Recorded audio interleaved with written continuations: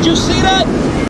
तो गैस कैसा लगा वीडियो का इंट्रोडक्शन। गैस जिस तरीके से आंधी का आपने देखा इंट्रोडक्शन वीडियो, उसी तरीके से हमारी आंधी बहुत ज़्यादा खतरनाक रूप ले सकती है।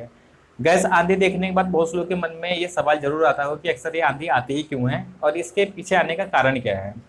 तो गैस आप लोगों को सिंपल से एक बात बता देना चाहता हूँ, जो हमारी आंधी होती है ये तेज हवाओं का ये ग्रुप होता है। जब हवा की स्पीड हद से ज़्यादा बढ़ने लगती है तो उसको अलग अलग नाम देकर हमने तूफान का और आंधी का अलग अलग नाम दिया है और उसी हिसाब से उसकी तबाही भी उसी तरीके से होती है। अपने इंडिया में हर साल एक अलग अलग स्पीड की आंधी, जिसको हम तूफान बोलते हैं, आते हैं, जिससे बहुत ज़्यादा नुकसान अपने इंडिया में होता रहता है।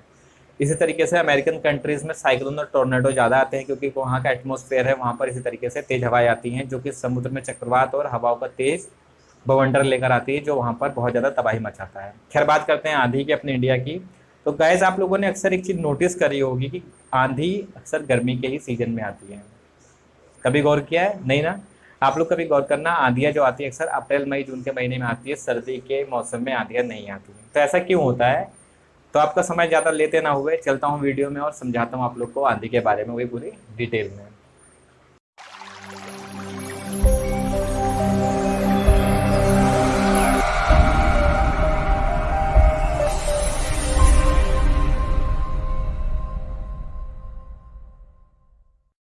तो गाइस जैसा मैंने आप लोगों से कहा कि आंधी अक्सर गर्मी में ही आती हैं, और आप लोगों ने देखा होगा कि गर्मी के सीजन में जब गर्मी बहुत ज़्यादा बढ़ जाती है तो आंधी उस दिन आनी होती है।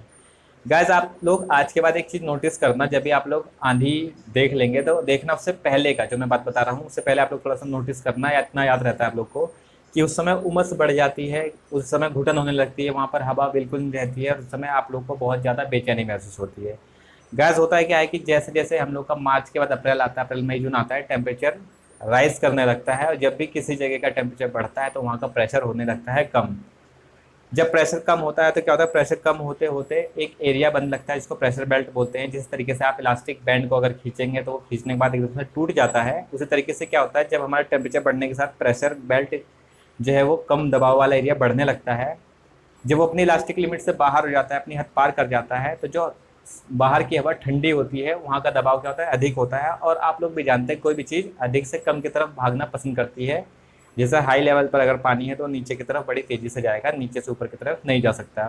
तो सेम इसी तरीके से वही यहाँ पर फैक्ट है, वही फंडा यहाँ पर काम करेगा कि जब हमारी बाहर की ठंडी हवा जो हाई प्रेशर पर है वो गर्म वाली जगह जहाँ पर प्रेशर कम हो चुका है उधर बड़ी तेज़ी से आने की कोशिश करती है। जब हमारी इलास्टिक लिमिट जो है प्रेशर की टूटती है, इलास्टिक बैंड टूटता है, तो उस समय वो तेज़ हवाएं ठंडी जगह से हाई प्रेशर वाले से कम प्रेशर वाली जगह पर, गर्म जगह पर प्रवेश करती है, एंट्री करती है, और वो गोल गोल मूवमेंट करती हुई अंदर आती है, जिसको आप लोग आंधी का नाम दे देते हैं।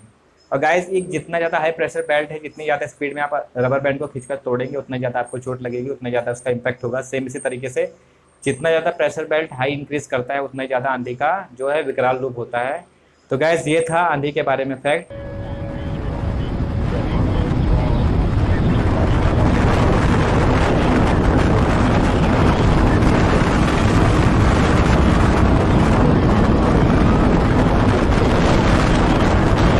और टोर्नेडो साइक्लोन के बारे में यही है कि जब समुद्र, और आप देखते हैं कि ऊपर की जो हवाएं होती है, समुद्र का पानी जब गर्म होता है तो ऊपर की हवाएं ठंडी हो गई, और जब समुद्र का पानी ठंडा होता है तो ऊपर की हवाएं गर्म हो जाती है। वहाँ भी प्रेशर डिफरेंस बनने के चलते क्या होता है कि वहाँ पर चक्रवात और टोर्नेडो साइक्लोन जो होते हैं अक्सर बनते हैं, और ये अमेरिकन कंट्रीज़ को हमेशा हिट करते हैं, वहाँ पर ज़्यादा नुकसान आता है।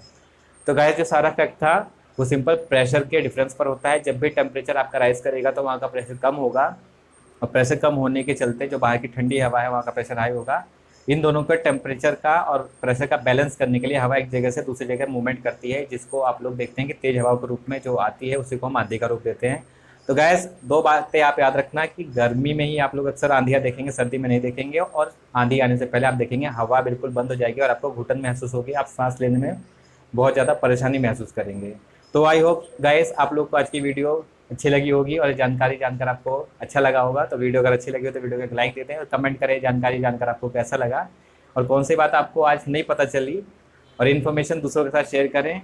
और अगर आप लोग चैनल पर पहली बार आए तो चैनल को प्लीज़ सब्सक्राइब कर दें, क्योंकि इस चैनल पर मैं लेकर आता हूँ आप लोग के लिए ऐसे ही यूजफुल वीडियोस जो होती है आपकी डेली लाइफ से रिलेटेड।